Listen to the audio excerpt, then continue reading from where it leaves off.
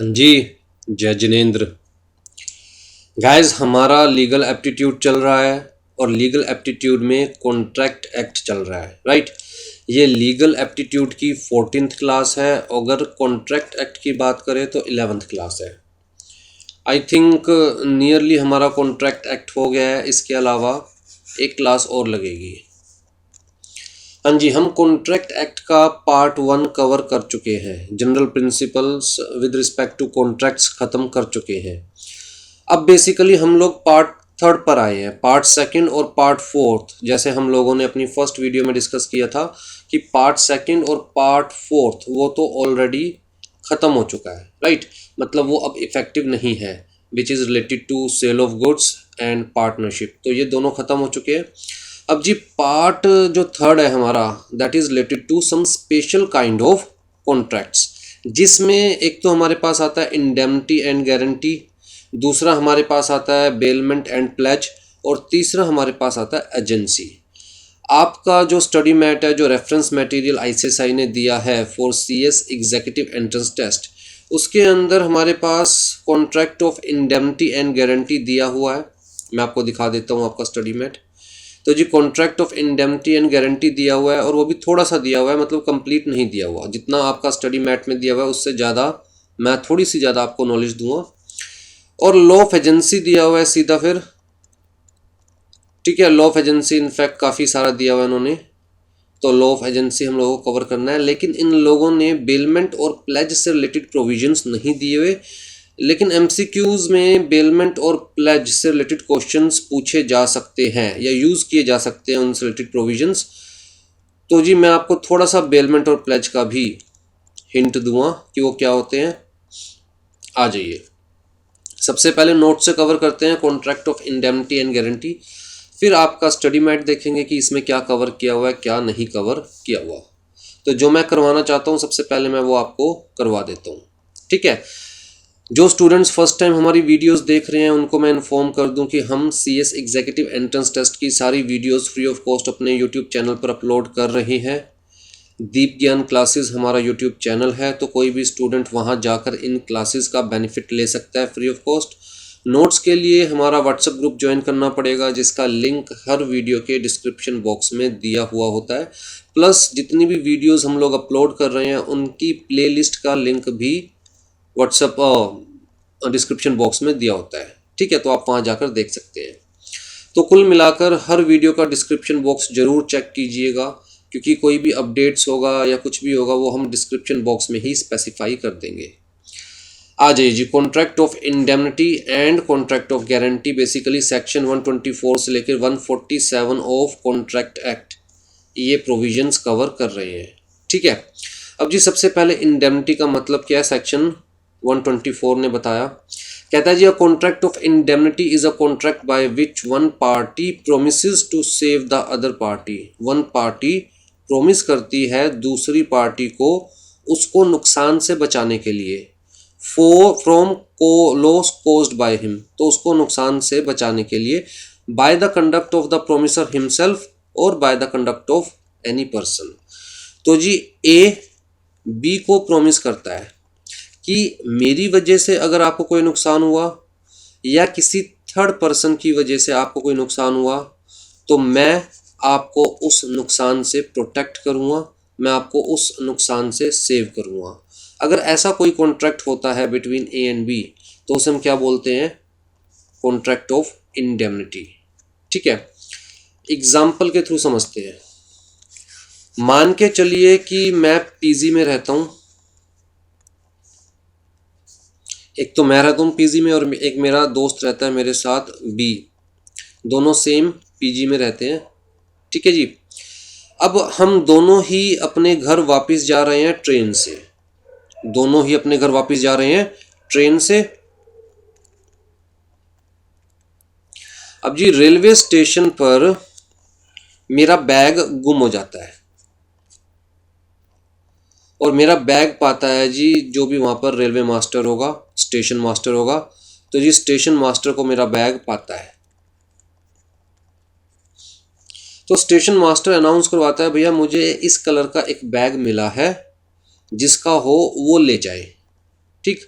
अब जो मेरा फ्रेंड था उसको पता था ये बैग का कलर मेरे वाला बैग हो सकता है, और जो डिस्क्रिप्शन दी गई है by the railway master, station master, तो मेरे फ्रेंड को लगा कि ये मेरा बैग हो सकता है। तो जी मेरा फ्रेंड वहाँ पहुँचा स्टेशन मास्टर के पास, और स्टेशन मास्टर को कहता है कि ये बैग मेरा है। स्टेशन मास्टर कहता है भैया मुझे क्या पता कि ये बैग आपका है, प्रूव करो। तो मेरा दोस्त कहता है कि ठीक है मैं बता देता हूँ इसके अंदर क्या क्या सामान रखा हुआ है, क्योंकि हम दोनों सेम पीजी में थे, सेम रूम शेयर कर रहे थे। तो मेरे दोस्त को पता था कि मैंने अपने बैग में क्या क्या सामान रखा है। तो मेरा दोस्त कहता है ठीक है मैं बता देता हूँ आपको कि क्या क्या सामान बैग में रखा हुआ है, और मेरा दोस्त सामान बता देता है। जब स्टेशन मास्टर चेक करता है तो उसे वही सामान पाता है बैग के अंदर। अब जिस स्टेशन मास्टर के पास बी की बात का विश्वास करने के अलावा कोई और ऑप्शन नहीं था, लेकिन स्टेशन मास्टर फिर भी बी से एक बॉन्ड साइन करवाता है। इस बॉन्ड को मैं कह रहा हूं इंडेमनिटी बॉन्ड, ठीक है।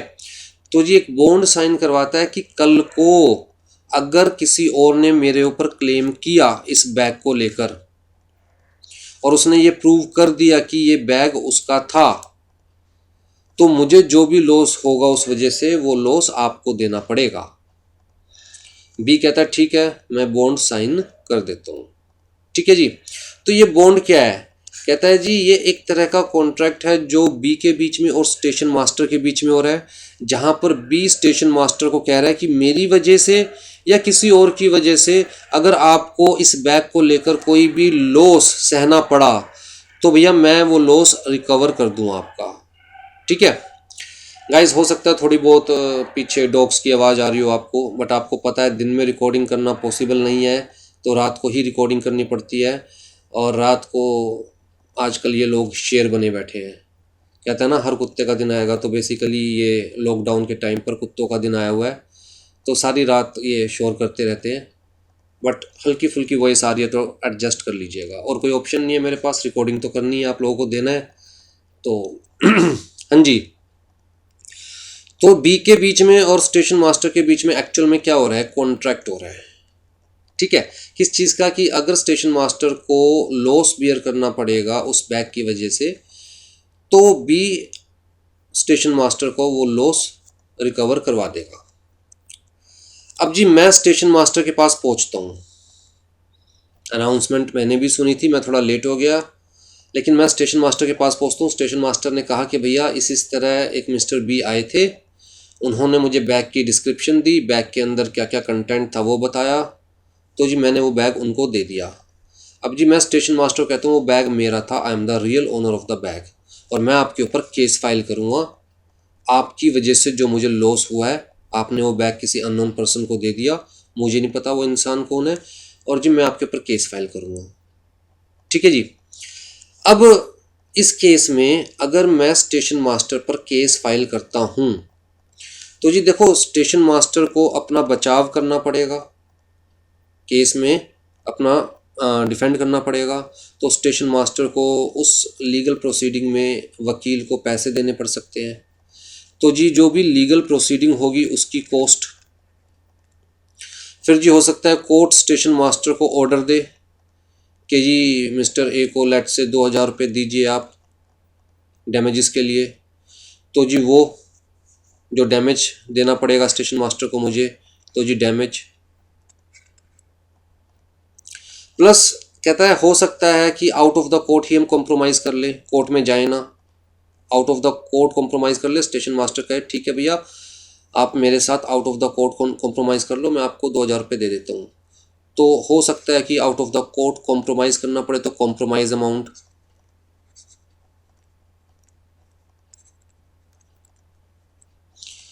तो ये सारी चीज़ें या इनमें से कोई भी चीज़ें स्टेशन मास्टर को अपनी जेब से देनी पड़ सकती है, और वो स्टेशन मास्टर किससे रिकवर कर सकता है? बी से, क्योंकि बी ने बॉन्ड साइन किया था कि अगर उस बैग की वजह से अगर स्टेशन मास्टर को कोई लॉस बियर करना पड़ेगा तो वो बी देगा, राइट। तो किससे रिकवर कर सकता है स्टेशन मास्टर? बी से रिकवर कर सकता है।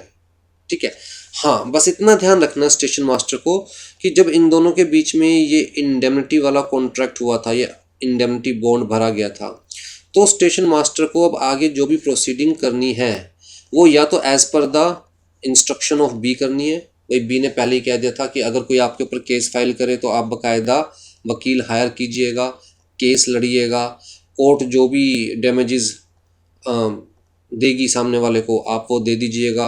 या बी ने पहले ही कह दिया था कि आपको केस लड़ने की ज़रूरत नहीं है, आप out of the court settlement कर लीजिएगा, आपकी जेब से जो भी पैसा लगेगा वो मैं देख लूँगा, राइट। तो स्टेशन मास्टर को according to the instruction of B act करना है। और अगर बी ने कोई इंस्ट्रक्शन नहीं दे रखी तो स्टेशन मास्टर को ऐसे एक्ट करना है जैसे कि एक इंटेलिजेंट पर्सन, एक प्रूडेंट पर्सन नॉर्मल सर्कमस्टांसिस में एक्ट करता है। तो स्टेशन मास्टर के पास राइट है कि उसको अपनी जेब से जो भी देना पड़ेगा ए को वो बी से रिकवर कर सकता है। This is the contract of indemnity. Clear है जी?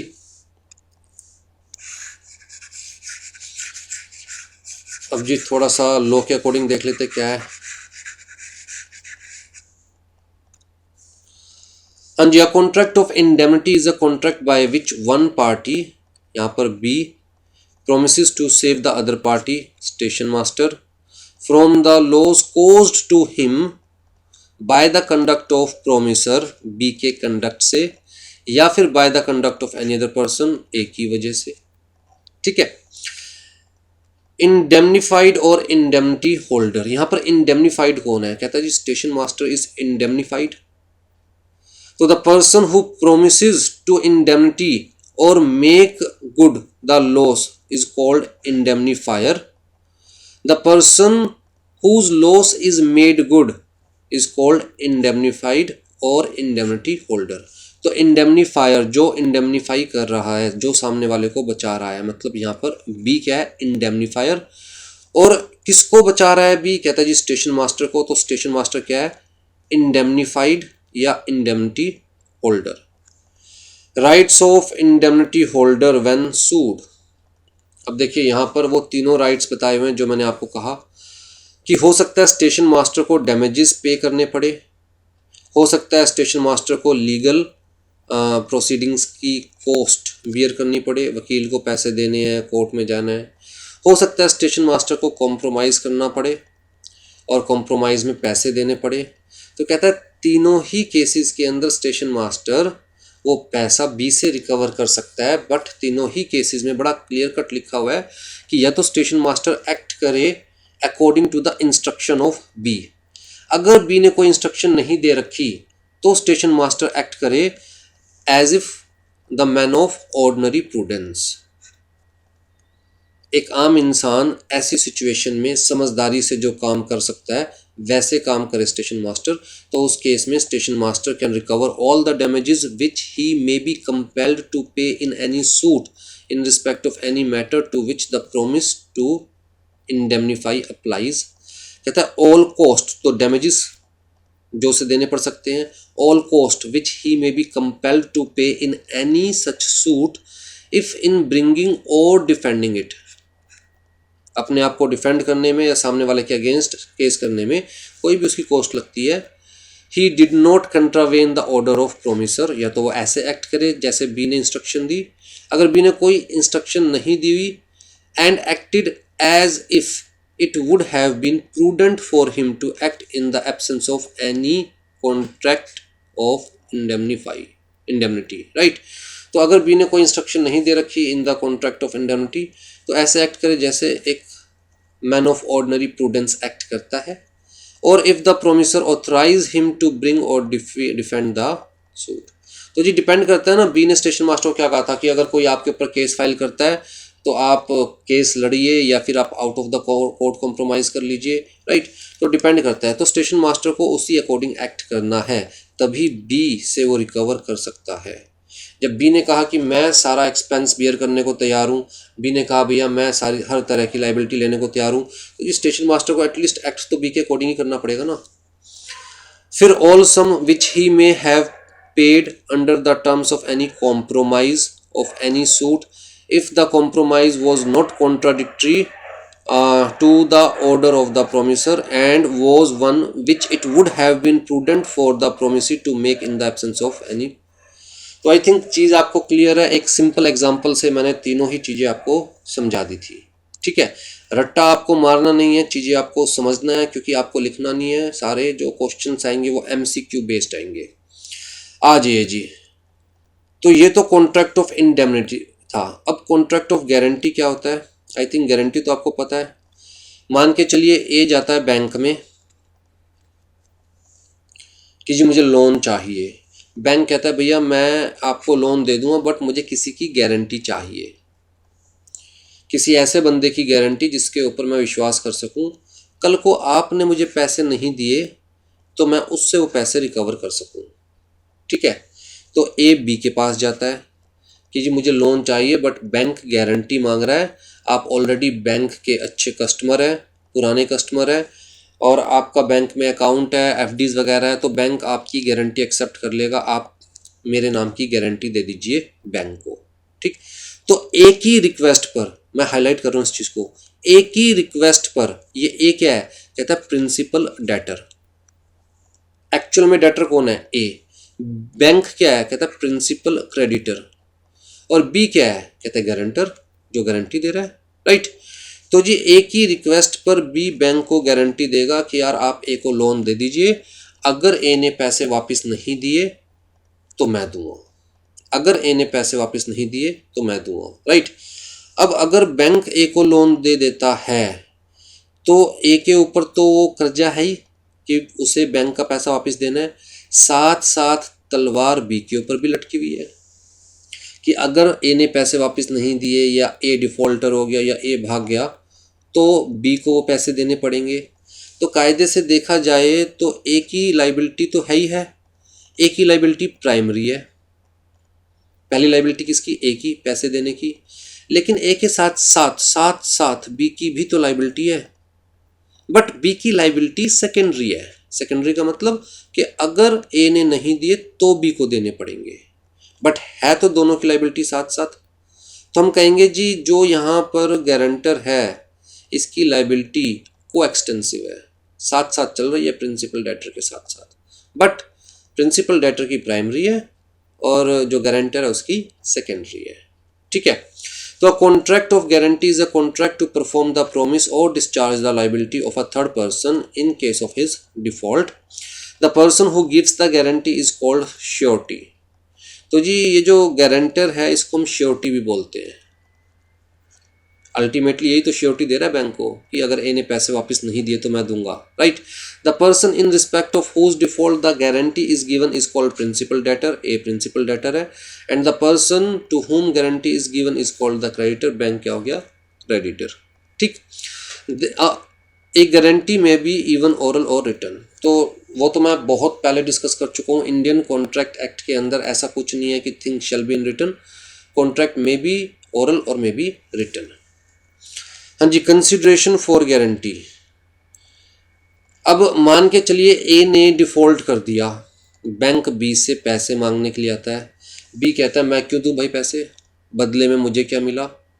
तो कोर्ट कहेगी कि बैंक ने जो ए को लोन दिया था आपके कहने पर, वही बैंक की तरफ से आपको कंसिडरेशन है। आपके कहने पर लोन दिया था ना ए को, तो बैंक ने अपनी तरफ से वो कंसिडरेशन दे दी। अब आपको पैसा देना है बैंक को अगर ए पैसा नहीं दे रहा तो।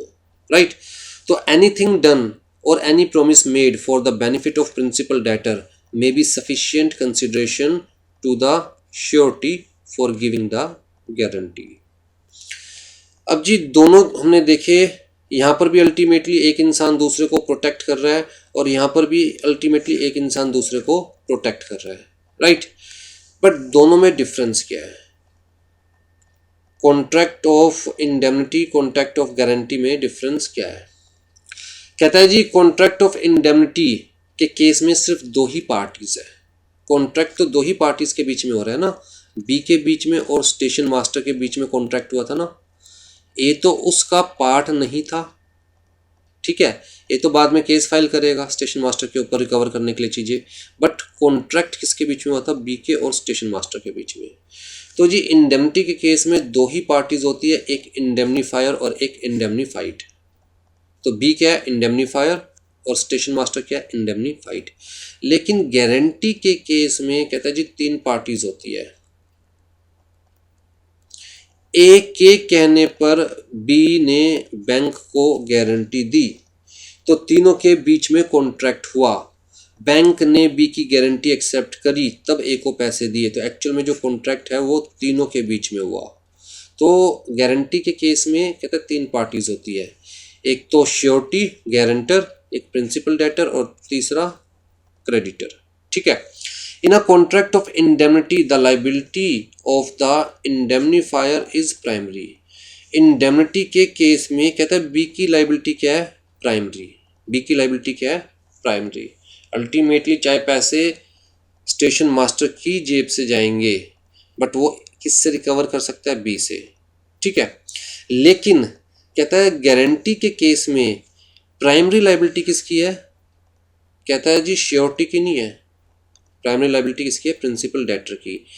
पहली जिम्मेदारी इसकी पैसे वापस देने की, अगर ये नहीं देता तो बी की जिम्मेदारी शुरू होती है, राइट। ऑल्दो कहता है दोनों की लायबिलिटी को एक्सटेंसिव है, साथ साथ चल रही है, बट प्राइमरी किसकी, पहले कौन देगा, ए। अगर ए नहीं दे रहा तो बैंक बी को अप्रोच कर सकता है। हाँ जी, the indemnifier need not necessarily act as the request of the debtor. अब यहां पर बड़ा क्लियर कट कहा गया, कहता है जब ए ने स्टेशन मास्टर के ऊपर केस फाइल किया तो जी बी को स्टेशन मास्टर के कहने का इंतजार नहीं करने की ज़रूरत। बी डायरेक्टली ए से बात कर सकता है, चल यार उसको छोड़, तू बैग मेरे पास है, हम आपस में सेटल कर लेते हैं, राइट। तो बी डायरेक्टली ए से कॉन्टैक्ट कर सकता है। लेकिन कहता है गारंटी के केस में surety gives guarantee only at the request of the principal debtor. ठीक। तो यहां पर ए ने थोड़ा ना कहा था स्टेशन मास्टर को या बी को कि भैया तू गारंटी दे तब स्टेशन मास्टर तुझे, कहता है यहां पर ए का रोल ही नहीं था। लेकिन यहां पर तो भैया ए के कहने पर ही तो बी ने गारंटी दी थी। ठीक है जी। In case of indemnity the possibility of any loss happening is the only contingency against which the indemnifier undertakes the indemnity. इस बात को समझिए, कहता है यहां पर बी ने कहा अगर तुम्हें कोई लॉस बियर करना पड़ा, तुम्हें किसी को डैमेजेस पे करने पड़े, तुम्हारे सर पे कोई लायबिलिटी आई, इसका मतलब अभी तक कुछ भी सर्टेन नहीं है कि स्टेशन मास्टर को किसी को कुछ देना पड़ेगा या नहीं देना पड़ेगा। बी ने कहा भैया मेरी गारंटी है, अगर तुम्हें कोई लॉस बियर करना पड़ा तो मैं आपको वो लॉस दे दूंगा, right. I shall take the liability, I will pay you. ठीक है। तो जब इनके बीच में कॉन्ट्रैक्ट ऑफ इंडेमनिटी हुआ तब एक्चुअल में किसी तरह का कोई लॉस, किसी तरह की कोई लायबिलिटी सर्टेन नहीं थी। लेकिन यहां पर कॉन्ट्रैक्ट ऑफ गारंटी के केस में कहता है जब बीच में इन लोगों के बीच में कॉन्ट्रैक्ट हुआ तब लायबिलिटी बड़ी सर्टेन थी। बी को पता था कि बैंक ए को 2 लाख रुपए का लोन दे रहा है और अगर ए ने वो पैसा वापस नहीं दिया तो मुझे 2 लाख रुपए वापस देने पड़ेंगे। तो at the time of making the contract ही बी को पता था कि मेरे सर पे क्या लायबिलिटी आ सकती है। जबकि इन केस ऑफ इंडेमनिटी कहता है स्टेशन मास्टर को पता था कि इसके सर पे क्या लायबिलिटी आ सकती है, ना बी को पता था कि स्टेशन मास्टर के सर पे क्या लायबिलिटी आ सकती है। ठीक है। तो हैपनिंग इज ओनली कंटीजेंसी, मतलब हो भी सकता है नहीं भी हो सकता, कोई लायबिलिटी आ भी सकती है नहीं भी आ सकती। But in case of guarantee there is an existing debt. Bank ने ए को 2 लाख रुपए दिए बी के कहने पर, the performance of which is guaranteed by the surety.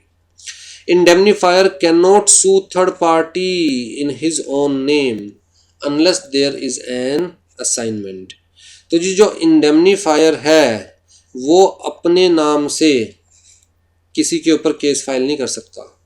Case तो कौन लड़ेगा, ए और स्टेशन मास्टर। हाँ, अगर स्टेशन मास्टर असाइन कर दे बी को फिर भी स्टेशन मास्टर के बिहाफ पर ए से केस लड़ सकता है। अगर स्टेशन मास्टर अपने राइट्स असाइन कर दे बी को फिर बी स्टेशन मास्टर के बिहाफ पर ए से केस लड़ सकता है। अदरवाइज जब ए स्टेशन मास्टर पर केस करेगा तो भैया स्टेशन मास्टर और ए को ही आपस में केस लड़ना पड़ेगा और जो भी अगर कोई डैमेजेस पे करने पड़ेंगे स्टेशन मास्टर को तो वो बी से रिकवर कर सकता है, राइट। लेकिन कहता है इन case of guarantee the surety on the payment of death मतलब अगर बी ने बैंक को कोई पैसा दे दिया क्योंकि ए ने नहीं दिया था, मान के चलो बैंक ने ए को 2 लाख रुपए का लोन दिया था, बी ने जिसकी गारंटी दी थी, ए ने पैसे वापस नहीं दिए तो बी को पैसे देने पड़े बैंक को। कहता है अब बी वो 2 लाख रुपए कैसे रिकवर कर सकता है? बी अपने नाम से डायरेक्टली ए के ऊपर केस फाइल करके वो पैसा रिकवर कर सकता है। तो बी को बैंक का सहारा नहीं लेना ए के ऊपर केस फाइल करने के लिए। ऐसा नहीं है कि बैंक ही केस फाइल करेगा, ए के ऊपर पैसा रिकवर करेगा फिर बी को देगा। बी डायरेक्टली अपने ही नाम से ए के ऊपर केस फाइल कर सकता है। इसे कहते हैं हम डॉक्ट्राइन ऑफ सबरोगेशन। वर्ड याद रखिएगा, डॉक्ट्राइन ऑफ सबरोगेशन। सबरोगेशन का मतलब कि जो राइट पहले बैंक के पास थे ए के ऊपर केस फाइल करके पैसा रिकवर करने का, वो राइट अब बी को सबरोगेट हो गया है। मतलब अब बी बैंक की पोजीशन पर आ गया है और बी ए के ऊपर डायरेक्टली केस फाइल करके पैसा रिकवर कर सकता है। ठीक है जी। एक्सटेंट ऑफ श्योरिटीज लाइबिलिटी, ये चीज मैं आपको बड़ा डीपली समझा चुका हूं कि जी श्योरिटी की जो लाइबिलिटी है वो को एक्सटेंसिव है, साथ साथ चलेगी। ए की तो है ही लाइबिलिटी क्योंकि ये तो प्राइम डेटर है, राइट। तो ए की लाइबिलिटी तो है ही, बैंक को पैसा वापस देना पड़ेगा। लेकिन जो बी ने गारंटी दी थी बैंक को, कहता है बी की भी साथ साथ चलेगी, बट प्राइमरी किसकी है? ए की। अगर ए पे नहीं करता तो लाइबिलिटी किसकी आएगी? बी की। ठीक है। बट अंटिल डिफॉल्ट, जब तक ए डिफॉल्ट नहीं करता, the creditor can not call upon the surety to pay. In this sense the nature of surety's liability is secondary but coextensive, साथ साथ चलेगी दोनों की। मतलब बी के सर पे भी तलवार तब तक लटकी रहेगी जब तक ए बैंक के सारे पैसे वापस नहीं दे देता। हाँ जी। In a void or voidable contract whether discharge of principal debtor discharges surety also. अब जी मान के चलते हैं ए जो था वो माइनर था, उसने झूठ बोलकर बैंक में लोन अप्लाई किया। ए ने कहा बैंक को कि जी मैं मेजर हूं, अपने झूठे डॉक्यूमेंट्स भी बैंक को दिखाए जो कि शो कर रहे थे कि ए क्या है? मेजर। ठीक है। अब जी बी बैंक ने कहा ठीक है आप गारंटी दीजिए हम लोन दे देंगे। तो ए बी के पास गया और बी ने गारंटी दे दी ए के नाम की बैंक को और बैंक ने ए को लोन दे दिया। अब जी ए और बैंक के बीच में जो कॉन्ट्रैक्ट है वो कायदे से क्या है? कहता है जी वॉइड। क्यों? क्योंकि ए एक्चुअल में क्या है? माइनर। और माइनर के केस में अगर माइनर खुद भी झूठ बोलकर पैसा ले रहा है बैंक से, बैंक तब भी उससे वो पैसा रिकवर नहीं कर सकता। अगर ए ने वो पैसा खर्च कर लिया तो बैंक वो पैसा रिकवर नहीं कर सकता। अगर ए ने उस पैसे की कोई एसेट ले ली, लेट से गाड़ी ले ली, तो बैंक मैक्सिमम वो गाड़ी रिकवर कर सकता है बट ए को पैसा देने को नहीं बोल सकता। ठीक है। तो कायदे से ये कॉन्ट्रैक्ट क्या है? वॉइड। माइनर के साथ अगर कोई कॉन्ट्रैक्ट हुआ है बैंक का तो वो क्या है? Void, right. अब जी ये जो मेन कॉन्ट्रैक्ट था वो वॉइड हो गया। तो जो बैंक ने बी के साथ कॉन्ट्रैक्ट किया था गारंटी का कि अगर ए ने पैसे नहीं दिए तो बी को देने पड़ेंगे, वो वाला कॉन्ट्रैक्ट वैलिड है? वॉइड है? कहता है जी मेन कॉन्ट्रैक्ट वॉइड होने की वजह से जो एक कोलेट्रल कॉन्ट्रैक्ट है, गारंटी वाला कॉन्ट्रैक्ट है, इसके ऊपर कोई फर्क नहीं पड़ने वाला। ये क्या रहेगा? वैलिड। कहता है इनफैक्ट जैसे ही बैंक को पता चलेगा कि ए तो माइनर है तो बी क्या हो जाएगा? कहता है इस केस में बी बन जाएगा प्राइम डेटर। इस केस में बी बन जाएगा प्राइम डेटर और बैंक डायरेक्टली वो पैसा किससे रिकवर कर सकता है? बी से रिकवर कर सकता है। भैया तूने क्यों दी गारंटी माइनर की? ठीक है। तो surety is not discharge, clear cut लिखा हुआ है, guarantor is not discharge from the liability by the mere fact that the contract between the principal debtor and the creditor was voidable at the option of the former and was avoided by the former. तो इसके option पर voidable था और इसने avoid कर दिया, तो इसकी वजह से ये नहीं कि बी भी डिस्चार्ज हो गया। कहता है where the agreement between the principal debtor and creditor is void, जैसे कि माइनॉरिटी वाला केस अभी मैंने आपको बताया, the surety is liable as the principal debtor for in such case the contract of surety is not collateral but a principal contract। मतलब इस case में श्योरिटी का जो कॉन्ट्रैक्ट है वो कोलेट्रल नहीं रह गया, वो प्रिंसिपल कॉन्ट्रैक्ट हो गया और जो श्योरिटी है उसे ही प्रिंसिपल डेटर कंसीडर करके बैंक उससे पैसे रिकवर कर सकता है। ठीक है जी। आ जाइए जी। काइंड ऑफ गारंटीज, कहता है दो तरह की गारंटी हो सकती है, या तो स्पेसिफिक गारंटी या फिर कंटिन्यूइंग गारंटी। स्पेसिफिक गारंटी जो एक स्पेसिफिक ट्रांजैक्शन के लिए, स्पेसिफिक इवेंट के लिए हो, दैट इज स्पेसिफिक गारंटी। जैसे कि ए दुकान पर जाता है, दुकानदार से उधार मांगता है 2,000 रुपये का सामान। दुकानदार कहता है बेटा उधार तो दे दूं पर किसी की गारंटी दिलवाओ, अगर आपने पैसे नहीं दिए तो जो गारंटर है उससे मैं पैसे ले लूँगा। तो बी ने कहा ठीक है भैया मैं गारंटी दे रहा हूँ, आप इसे उधार दे दो, बट मेरी गारंटी सिर्फ एक सिंगल ट्रांजैक्शन के लिए, इस 2,000 रुपये की ट्रांजैक्शन के लिए। ना इससे पहले वाली किसी ट्रांजैक्शन के लिए मेरी कोई गारंटी थी, ना फ्यूचर में किसी ट्रांजैक्शन के लिए मेरी कोई गारंटी होगी। मैं सिर्फ फिलहाल इस ट्रांजैक्शन के लिए गारंटी दे रहा हूँ। Such kind of guarantee is called specific guarantee which is given for a single debt and comes to an end when the debt guaranteed has been paid. तो जैसे ही ए दुकानदार के पैसे वापस दे देगा मेरी गारंटी खत्म। आगे दुकानदार जाने ए जाने आपस में काम करना है या नहीं करना है। ठीक है। कंटिन्यूइंग गारंटी का क्या मतलब है? कहता है जी ए ने दुकानदार को कहा, ए ने दुकानदार को कहा कि मुझे सामान चाहिए उधार में। ठीक। अब दुकानदार ने कहा ठीक है मैं आपको उधार देता रहूंगा लेकिन किसी की गारंटी चाहिए। तो बी कहता है 10,000 रुपये तक की मेरी गारंटी है। मतलब आप इसको उधार में सामान देते रहो, पैसे लेते रहो, सामान देते रहो, पैसे लेते रहो। मैक्सिमम कितने उधार तक की मेरी गारंटी है? 10,000 तक की।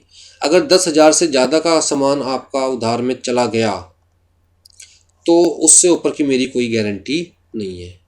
तो इस टाइप की गारंटी को हम कहते हैं कंटिन्यूइंग गारंटी, जो सिंगल ट्रांजैक्शन के लिए नहीं होती बट एक सीरीज ऑफ ट्रांजैक्शन के लिए, जिसका हम स्कोप डिटरमाइन कर देते हैं कि जी आप 1,000 रुपये का दो, 2,000 का दो, 4,000 का दो, पैसे आते रहेंगे, उधार देते रहो। 10,000 तक के नाम की मेरी गारंटी। किसी भी पॉइंट ऑफ टाइम पर अगर ये पैसा नहीं देता तो 10,000 रुपये मैं आपको पे कर दूंगा। अगर आप इससे ज़्यादा का उधार देते हो तो मेरी कोई गारंटी नहीं है। राइट। तो a continuing guarantee is one which extends to a series of transactions. The liability of surety in case of a continuing guarantee extends to all the transactions contemplated until the revocation of the guarantee. अब इस case के अंदर जहाँ continuing guarantee है, अगर मुझे लगता है यार एक ही हालत खस्ता हो रही है और वो शायद दुकानदार के पैसे ना दे पाए टाइम पर, तो भैया मुझे स्पेसिफिकली दुकानदार को कहना पड़ेगा कि आज के बाद आप कोई भी उधार दोगे उसकी मेरी कोई गारंटी नहीं है। आज तक आपने जो उधार दिया उस तक की मेरी गारंटी थी, वो भी कितने अमाउंट की? मैक्सिमम 10,000 रुपीज़ की। ठीक है। आज के बाद जो भी उधार देना है आप अपने आप ही डिसाइड करना, देना नहीं देना मेरी कोई गारंटी नहीं है। मतलब स्पेसिफिकली मुझे अपनी गारंटी रिवोक करनी पड़ेगी इन केस ऑफ कंटिन्यूइंग गारंटी। जब तक मैं रिवोक नहीं करूँगा तब तक वो गारंटी वैलिड मानी जाएगी। ठीक है जी। हाँ जी। रिवोकेशन ऑफ कंटिन्यूइंग गारंटी कहता है जी नोटिस दो दुकानदार को, पहला तो यही है, by the notice of revocation bye the surety. दूसरा कहता है जी अगर श्योरिटी की डेथ हो जाए तो जैसे ही श्योरिटी की डेथ हो जाएगी, जिस डेट को श्योरिटी की डेथ हो जाएगी सेम डेट को गारंटी क्या मानी जाएगी? रिवोक्ड। ठीक है। आ जाइए जी। अब आपकी बुक से देखें कि क्या दे रखा है about contract of indemnity and guarantee. सबसे पहले तो डेफिनेशन दे रखी है जो हम कवर कर चुके हैं, उसके बाद एग्जांपल दे रखा है जो आई थिंक मैं बहुत अच्छे से आपको समझा चुका हूँ। फिर जी द पर्सन हु प्रोमिसेस, अच्छा कि इंडेमनीफाइड कौन होगा, इंडेमनीफायर कौन होगा वो बता रखा है जो मैं आपको बता चुका हूँ। Contract of insurance is the example of the contract of indemnity according to English law. In consideration of the premium, the insurer promises to make good the loss suffered by the assured on the account of destruction by fire of his property against fire. ठीक है। तो कुल मिलाकर ये है कि English law के according जो कॉन्ट्रैक्ट ऑफ हमारा इंश्योरेंस होता है वो कॉन्ट्रैक्ट क्या है? एक तरह से इंडेमनिटी कॉन्ट्रैक्ट ही तो है, जहाँ इंश्योरेंस कंपनी कह रही है कि अगर आपको किसी और की वजह से लॉस होता है, फायर की वजह से लॉस हो रहा है, तो ठीक है हम आपको डैमेजेस देंगे। ठीक है। इंडिया के अंदर क्या कॉन्ट्रैक्ट ऑफ इंडेमनिटी और कॉन्ट्रैक्ट ऑफ इंश्योरेंस सेम है? कहता नहीं। इंडिया में हम लोगों ने डिस्कस किया कि बी ने स्टेशन मास्टर को क्या कहा था कि जी मेरी वजह से जो लॉस हो या थर्ड पार्टी की वजह से जो लॉस हो, तो दोनों ही केस में मैं आपको जो भी आपकी जेब से जाएगा दे दूंगा, राइट। बट जब हम बात करते हैं इंश्योरेंस की, तो इंश्योरेंस के केस में बड़ा क्लियर कट होता है कि अगर आपकी किसी गलती की वजह से आपको लॉस हो रहा है तो इंश्योरेंस कंपनी कोई पैसा नहीं देगी, राइट।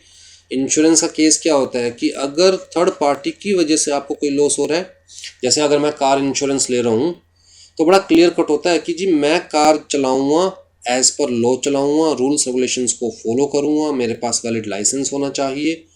अगर मैं खुद पीकर कार चला रहा हूँ, उस केस में एक्सीडेंट हो जाता है तो इंश्योरेंस कंपनी मुझे क्लेम देगी? The answer is no. कहता है आपकी गलती की वजह से आपको लॉस हो रहा है तो हम जिम्मेदार नहीं है। हाँ, आप एज़ पर लो गाड़ी चला रहे हैं, कार चला रहे हैं, आप सारे रूल्स रेगुलेशंस फॉलो कर रहे हैं, आपके पास वैलिड लाइसेंस है, आपकी गलती नहीं है, फिर भी आपका एक्सीडेंट हो जाता है तो हम क्लेम देंगे, राइट। तो इंडिया के अंदर जो कॉन्ट्रैक्ट ऑफ इंडेमनिटी है और जो इंश्योरेंस है, उन दोनों में फ़र्क है। कहता है under the Indian contract act the contract of indemnity is restricted to such cases only where the loss promised to be reimbursed is caused by the conduct of promisor or of any other person. The loss caused by the events or accidents which do not depend on the conduct of any person is not covered by the contract of indemnity। लेकिन कहता है event और किसी particular accident का जो loss होता है वो हमारा इंश्योरेंस वाले कॉन्ट्रैक्ट में तो कवर होता है ना। दूसरा डिफरेंस मैंने आपको समझाई दिया है। तो इंडिया में contract of indemnity is not equal to insurance contract, but English law के अंदर कहता है जी इंश्योरेंस कॉन्ट्रैक्ट को कॉन्ट्रैक्ट ऑफ इंडेमनिटी ही कंसिडर किया जाता है। उसके बाद जी इन्होंने गारंटी के बारे में थोड़ा सा समझाने की कोशिश की है। प्रिंसिपल डेटर क्या होता है, गारंटर कौन होता है, प्रिंसिपल क्रेडिटर कौन होता है, वो सब बताया है। फिर जी एक सिंपल से एग्जांपल के थ्रू समझाने की कोशिश करी है। और उसके बाद इन्होंने डिफरेंस समझाया। तो मतलब जो आपका स्टडी मैट में बताया गया वो तो सारा हम कवर कर चुके हैं इंडेमनिटी एंड गारंटी से रिलेटेड। अब जी इन्होंने डायरेक्ट एजेंसी स्टार्ट कर दिया, लेकिन मैं थोड़ा सा आपको ओवरव्यू एक बार बेलमेंट और प्लेज का भी देना चाहूँगा। एटलीस्ट आपको टर्म्स तो पता ही होनी चाहिए ना। हाँ जी, बेलमेंट और प्लेज के प्रोविजन सेक्शन 148 से लेकर सेक्शन 181 तक कॉन्ट्रैक्ट एक्ट के। तो सबसे पहले बेलमेंट जो कि 141 से लेकर सेक्शन 171 तक। बेलमेंट क्या होता है जी, सबसे पहले समझने की कोशिश कीजिए। कहता है ए ने बी को कुछ गुड्स डिलीवर करे। अब जब मैं गुड्स की बात करूं और बेलमेंट की बात करूं तो मान के चलिएगा मैं बात कर रहा हूं मूवेबल गुड्स की। इमूवेबल गुड्स की मैं बात कर ही नहीं रहा, मैं किसकी बात कर रहा हूं, मूवेबल गुड्स की। तो क्योंकि डिलीवर मूवेबल गुड्स ही किए जा सकते हैं, ठीक है। तो ए ने बी को कुछ गुड्स डिलीवर करे, लेट से बुक्स।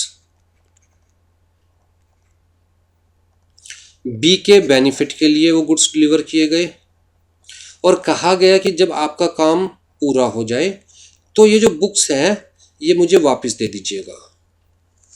इन्हें बी को कहा कि जब आपका काम पूरा हो जाए तो ये गुड्स जो है वो मुझे वापस दे दीजिएगा, या फिर ये जो बुक्स है वो सी को दे दीजिएगा। तो मतलब बकायदा ये बताएगा कि आपका काम पूरा होने के बाद आपको उन गुड्स के साथ कैसे डील करना है। तो such kind of contracts are known as contracts of bailment, right. तो delivery of goods by one person to another for some purpose upon a contract that they shall when the purpose is accomplished. जब आपका काम पूरा हो जाए तो B returned, मुझे वापस दे दीजिएगा, और अदरवाइज डिस्पोज्ड ऑफ, या फिर सी को दे दीजिएगा according to the directions of the person giving या डिलीवरिंग द गुड्स। ठीक है, दोबारा से ए बी को कुछ गुड्स देता है, हमने एग्जांपल में बुक्स कंसीडर किया, और साथ में इंस्ट्रक्शन देता भी है जब आपका काम पूरा हो जाए तो या तो ये बुक्स मुझे वापस दे दीजिएगा या फिर सी को दे दीजिएगा तो कुछ ना कुछ इंस्ट्रक्शन होता है कि जब आपका पर्पस अकम्प्लिश हो जाएगा उसके बाद आपको गुड्स से कैसे डील करना है, तो this is known as bailment. ठीक है। Bailor the person who delivers the good, मतलब ए क्या है यहाँ पर बेलर, बी क्या है यहाँ पर bailee, the person to whom goods are delivered. अब यहां पर एक चीज नोट करने की है, कहता है बेलमेंट इज वॉलंटरी, अपनी मर्जी से ए बी को गुड्स डिलीवर कर रहा है। Voluntary delivery of goods for temporary purpose, permanent नहीं, रखने के लिए नहीं। भाई तेरा जब काम पूरा हो जाए तो या तो मुझे वापस दे दियो या मैं कह रहा हूं कि सी को दे दियो, for temporary purpose. The ownership of goods remains with the baler, ownership books की हमेशा किसकी रहेगी, एक ही रहेगी। डिलीवरी ऑफ गुड्स में बी एक्चुअल और कंस्ट्रक्टिव, मतलब क्या हो गया कि मैं बी को कह रहा हूं कि यार देख मैं तुझे अपनी बुक्स दे रहा हूं, तू यूज करके और मुझे वापस दे दियो, लेकिन बुक्स अभी मेरे पास नहीं है, मेरे रूम पे रखी हुई है, ले चाबी ले ले। अब मैंने उसे चाबी दे दी तो एक तरह से बुक्स हैंड ओवर कर दी उसे कि चाबी ले ले, रूम से जाके ले लियो। तो कहता है एक्चुअल में बुक्स दे सकता हूँ या कंस्ट्रक्टिव डिलीवरी हो सकती है जहां मैं एक्चुअल में बुक्स नहीं दे रहा लेकिन उसे कुछ ना कुछ ऐसा दे रहा हूँ जिसकी वजह से वो बुक्स को होल्ड कर सकता है, ले सकता है, राइट। तो may be actual, may be constructive. अब जी बेलमेंट जो होती है वो दो तरह की हो सकती है, ग्रेटिट्यूअस या फिर फॉर रिवॉर्ड। ग्रेटिट्यूअस का मतलब कि मैंने बी को बुक्स दी, बदले में उससे कुछ मांगा नहीं कि तू यूज कर, जब तेरा काम हो जाए, एग्जाम्स खत्म हो जाए तो मुझे वापस दे दियो। तो such kind of bailment is gratuitous. तो here neither the bailor nor the bailee is entitled to any remuneration. Such bailment may be for the exclusive benefit of the bailor या bailee, जैसे मैंने B के benefit के लिए उसको books the. Terminates by the death of either the bailor or the bailee. ऐसी bailment कब terminate हो जाती है, बेलर की डेथ हो जाए तो भी टर्मिनेट, बेली की डेथ हो जाए तो भी टर्मिनेट। ठीक है। अब आप कहोगे कि आप सामने वाले को कोई चीज़ दे रहे हो अपने बेनिफिट के लिए, ये कैसे पॉसिबल है। मान के चलिए मेरे पास एक डॉग है, मैं 4 दिन के लिए बाहर घूमने जाना चाहता हूँ, पर डॉग को कहाँ छोड़ के जाऊँ। तो भैया मैं डॉग को आपके पास आपके हवाले रख के जा रहा हूँ कि 4 दिन के लिए मेरा डॉग आप रखिए, मैं आके वापस ले लूँगा। तो ये आपके बेनिफिट के लिए नहीं है बल्कि मेरे बेनिफिट के लिए। तो such kind of bailment may be for the benefit of bailor or may be for the benefit of the bailee. ठीक है। अब बेलमेंट फॉर रिवॉर्ड का मतलब जहां मैं सामने वाले को अपनी चीज दे रहा हूं, बदले में कुछ ले रहा हूं। जैसे मैं अपनी कार आपको यूज करने के लिए दे रहा हूं 4 दिन के लिए, लेकिन पर डे के हिसाब से 1000 रुपीज आपसे चार्ज कर रहा हूं। तो bailment for reward. Here either the bailor or the bailee is entitled to the remuneration. Such bailment is for mutual benefit of the both. आपको कार की जरूरत है, मैं आपको कार दे रहा हूँ, मुझे पैसों की जरूरत है, आप मुझे पैसे देंगे। Terminates by the death of either the bailor or bailee unless otherwise agreed by the parties. ठीक है जी। तो कुल मिला के बेलमेंट में भी ग्रेटिट्यूअस, में भी फॉर रिवॉर्ड। अब जी प्लेज क्या होता है, कहता है गिरवी रखवाना। प्लेज क्या होता है, कहता है एक काइंड ऑफ बेलमेंट ही है, बट यहां पर जो बेलर है अपनी चीज बेली के पास गिरवी रखवा रहा है। तो यहां पर प्लेजर को, बेलर को हम क्या बोलेंगे, कहता है पोनर, और बेली को क्या बोलेंगे, पोनी। ठीक है। तो आप गोल्ड के अगेंस्ट लोन देते हो, मैं आपके पास आता हूं गोल्ड गिरवी रखवाने, मैं क्या हूं, पोनर, जो अपना सामान आपको दे रहा हूं, और आप क्या हो, पोनी। तो बदले में आप मुझे पैसे दोगे। अब यहां पर देखिए इस केस के अंदर, प्लेज के अंदर कहता है जी जो ये पोनी है इसका स्पेशल राइट क्रिएट हो गया है उस ज्वेलरी पर। क्या कि जब तक मैं इसके पैसे वापस नहीं दूंगा तब तक ये मेरी ज्वेलरी नहीं देगा। ठीक है। तो कहता है जी प्लेज के केस में जो पोनी है, पोनी के पास स्पेशल राइट होता है। जैसे मान के चलिए आप मैकेनिक हो और मेरी बाइक है, मैं अपनी बाइक ठीक कराने के लिए आपको देता हूँ, तो मैं क्या हो गया, पोनर, आप क्या हो गए, पोनी। अब जी आपका उस बाइक में स्पेशल राइट क्रिएट हो गया है, आपने अपनी लेबर उस बाइक में लगाई है, जब तक मैं आपके पैसे नहीं दूंगा तब तक आप वो बाइक अपने पास रख सकते हैं। तो मतलब आपका उस पर्टिकुलर गुड्स में स्पेशल राइट क्रिएट हो गया है, क्या, मॉनिटरी राइट। ठीक है। The property placed should be delivered to the pawnee. Delivery should be in pursuance of a contract, delivery should be for the purpose of security, delivery should be upon the condition to return. हाँ जी, right of pawnee कहता है no property in goods, property का मतलब ownership. Law के अंदर जब हम गुड्स की बात करते हैं, चाहे मूवेबल है या इमूवेबल है, और हम कहते हैं property in goods, property in land, तो हम बात कर रहे हैं ownership in goods, ownership in land. ठीक है, तो कहता है no property in goods pawned, जो मैंने आपके पास गिरवी रखवाई अपनी ज्वेलरी, ऐसा थोड़ी ना कि आप ओनर बन गए, ओनरशिप तो मेरे पास ही रहेगी, बट आपके पास स्पेशल प्रॉपर्टी आ जाएगी, स्पेशल राइट्स आ जाएंगे। To retain the possession of the property even against the true owner until the payment of the debt या interest on the debt or any other expense incurred in respect of the possession or for the prevention of goods pledged। तो जी कुल मिला के जो आपका पैसा मुझे देना है, जब तक मैं आपका पैसा नहीं दूंगा, चाहे वो उधार के नाम का, चाहे उधार पे इंटरेस्ट के नाम का, या किसी और नाम का, प्रोसेसिंग फीस है, कुछ भी है, जब तक मैं आपका वो पैसा नहीं दूंगा तब तक आप उस ज्वेलरी को होल्ड करके रख सकते हैं, बट ओनरशिप हमेशा मेरे नाम की ही रहेगी। Right, the pawnee must return the goods to the pawnor on the tender of all that is due to him. आपका जो भी ड्यू है जब मैं आपको दे दूंगा तो you shall return back my jewellery to me. The pony cannot confer a good title upon a bona fide purchaser for value। अब यहाँ पर क्या कह रहा है जी, कहता है कि अगर आपने वो ज्वेलरी किसी और को बेच दी, जिस बंदे ने वो ज्वेलरी परचेज करी उसे पता भी नहीं था कि ये ज्वेलरी आपकी नहीं है, बल्कि मैंने आपके पास गिरवी रखवाई हुई है। कहता है चाहे आपने किसी और को बेच दी फिर भी you cannot transfer the good title to that person.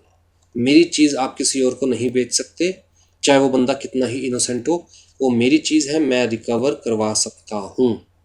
तो मैं आपके पैसे वापस देकर इस चीज़ के लिए आपके अगेंस्ट केस फाइल कर सकता हूँ कि मेरी ज्वेलरी वापस लाओ और मुझे दो। ठीक है जी, तो थोड़ा सा मैं आपको हिंट देना चाह रहा था what is pledge, what is bailment. अब आपका रह गया जी एजेंसी, लॉ ऑफ एजेंसी। तो नेक्स्ट क्लास में we will cover the law of agency and your contract act will be finished. ठीक है, चलिए, टेक केयर।